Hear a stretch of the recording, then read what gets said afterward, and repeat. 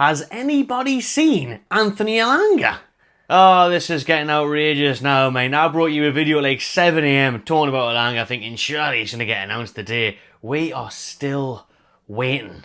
My dear, what is going on? Are they trying to use the Wi-Fi in St. James's Park to upload this video or what? This better be one hell of a promotional video for Elanga signing, mate, because we are after 5 PM on Friday. Bearing in mind the bloke was here on Tuesday. I'd love to know what he's saying. I hope we're getting a full documentary together for this. So we're getting an Amazon series for Elanga saying, now what? Training ground behind the scenes already. Full training drills. Watching him 100-metre sprints and everything. We know he's fast. Get a bit of that on the go. Is he racing everybody at the training ground or what? Has he had an allergic reaction to Greggs? Has he had an allergic reaction to brown ale? My days, man. This is mad. But anyways, there's actually loads of other stuff to talk about since this morning's video on transfer news and a new appointment for Newcastle. We have made a signing. A set-piece signing. Set-piece coach has been appointed. We'll get into him at the end of the video. First of all, specs on, vests on, because it's absolutely sweating. Inside, outside, nearly 30 degrees in the Toon, people, right? If you're here, you'll know. And if you're watching from around the world, this Toon heat feels crazy right now, I'm telling you. We're not used to it. Well, we are, to be fair. Third heat wave of the year.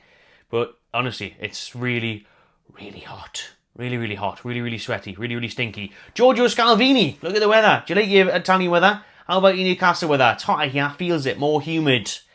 £50 million is the fee that Atalanta want for their young Italian stallion.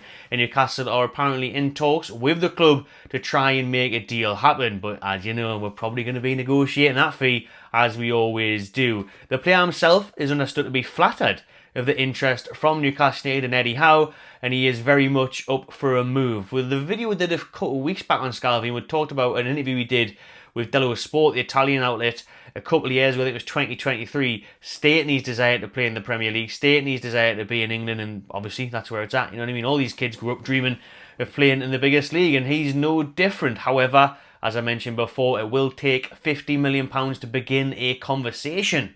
Not to just sign him, just to get talking. So that could be a long one for us, really, getting that done. Sandro Tonali, Agent Sandro, just like Agent Asula, for the signing of Anthony Elanga, when it's eventually confirmed. It's Agent Tonali on this one, telling Scalvini on international duty just how good of a place Newcastle is and how great of a football club we are and how much he enjoys being here. He's been really selling the project to his fellow countryman. So where does this leave us then? Obviously in talks, obviously trying to get around that big valuation. 50 million, are we going to pay that? Probably not.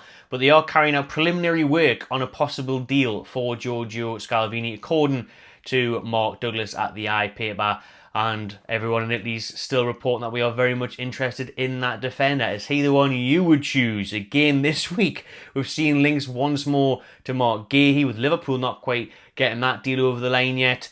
Would you rather have Scalvini? Would you rather have Gahey? Who's worth what? It's probably going to cost about 40 odd, 45, 50 million for either one of them. So who are you going for? You got Gahey, Premier League proven, England international, just won the FA Cup with Palace, 1 year left on his deal, or you've got Scalvini over there in Italy, very hot young prospect, loads of potential. A little bit of an issue there with his injury record, is not the best, but he is still very highly rated and on a comeback, very young with a huge ceiling. So let us know. For me, I'm not sure. I'd be very happy with either of them. Or chuck another name in the comments. Plenty of defenders have been linked to Newcastle over the summer window. And on the topic of talks and trying to get a deal over the line, we still don't know what the hell is happening with James Trafford. Well, same sort of thing really. Negotiating, talking. I'll say it again. More haggling than the bloody Turkish market. So, there's rumours today that the 25 million bid has went in to pay that up front, and then 5 million add-ons, taking it to a package worth £30 million. That would be enough to hopefully get Trafford done. Remember, Burnley were edging towards the 40 million mark. Newcastle are very hesitant on even reaching 30 million. So there is optimism there that a deal couldn't be struck with Burnley for the young English goalkeeper. They're willing to pay a bigger fee up front now. I think originally they were trying to get him for around 20 odd million, with a few million add-ons taking it to around 25 million. Well, we're going to have to go higher than that. Burnley are definitely holding out for it. They're definitely not in a quick sale. They're not in no rush to sell him. They're quite happy, obviously, to keep a hold of him, to give themselves the best chance of surviving in the Premier League. So they are playing hardball. Newcastle are getting tired of it. Newcastle are getting sick of it. In fact, there was rumours the other day that we would walk away from the deal if the resolution wasn't met in the next week. So hopefully, maybe we'll see movement on Trafford soon. It's one that I've been saying all along. I think that'll happen. At this point, you know, different reports say Newcastle are going to walk away. Newcastle are going to go for a big FA up front. I'm still confident it'll happen. I'm still thinking that Eddie Howe will get his man that he's been targeting for so long, and Trafford will come to the Toon. I know the player's happy with the move. He's agreed personal terms. It's just Burnley demand the high fee for that English tax, and because his record has been really good in the last season or so, and obviously he's already in the England setup. So he's got big dreams ahead of him. He's got big objectives, and he's very fancied there. So Trafford to Newcastle will hopefully be reaching a resolution one way or another very soon. I reckon next week we'll see movement on Trafford coming up here, like we'll have done this week for Elanga, for his medical, to sign on the dotted line, and then get announced next December. This one today has came completely out of the blue. Obviously, Sean Longstaff is meant to be going to Leeds United, or clearly up for sale elsewhere. We are holding out for a couple more million than the 10 plus 2 that Leeds United have offered, so we want more than 12 million for Sean Longstaff. We're hoping to get around 15, or they want the whole thing up front. It seems a bit mad haggling over just a couple. I'm like, they love it though. Is it Andy Howe, Eddie's nephew, that's in charge here, and Steve Nixon, the scout, and a bit of Eddie as well? They just absolutely love haggling. They should work on bloody deal or no deal. What are these, the bankers? Or what, you know what I mean? They're just backing forward. So, yeah, the offers, the fees, the negotiating, the bloody deal or no deal, it's happening all the time, isn't it? So, we're waiting to see on this front with Longstaff, but his ideal replacement has been identified according to reports over there in Madrid and the Spanish media, and that is Englishman Conor Gallagher. So, we've finally looked at the abroad market, European market, who was signing Englishmen. Eddie loves it, doesn't he? Do you know what I mean? He just wants the entire England team, building his England 11 here at Newcastle, minus obviously, you know, your Elanga and Isak and stuff, but the whole back five would be English if it was up for him. Pope/Trafford already, Bain, Hall, Tino already, then he brought in Margay, you got Gallagher in midfield, and a couple of Brazilians in there. My days, we're getting there, like. So, that's it, there's the name right there. Conor Gallagher of Atletico Madrid has been linked today, which is an interesting one because he's really liked over there in Atletico. You know, Diego Simeone's bigged him up. He says he gets on perfectly with him. He's perfect for the red and white stripes of Atletico, but he is linked to get those black and white stripes on of the Magpies. Newcastle see him as a great replacement, an upgrade, shall we say, an upgrade on Sean Longstaff. I find this one hard to believe, really, like, because I think Gallagher hasn't been in Spain long. He's probably settled there.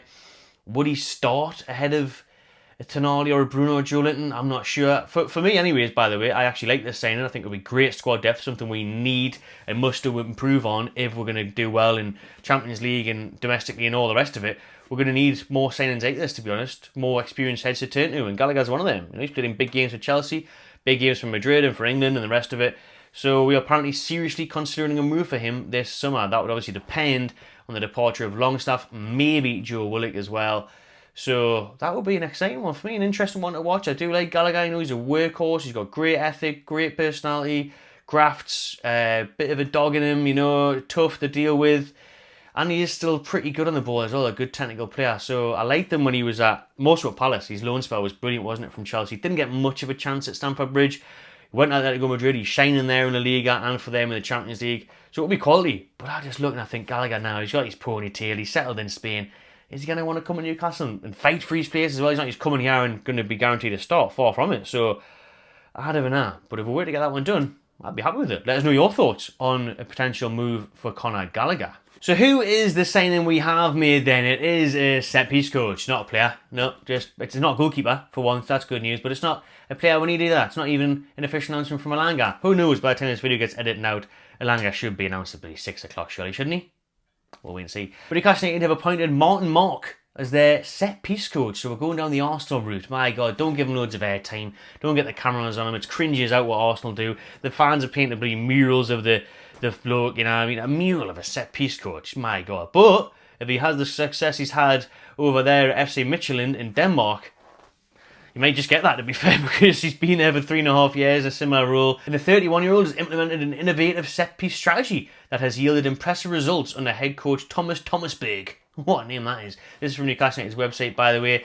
FC Midtjylland won the Danish Superliga and they finished top of the regular season table once again in 24-25.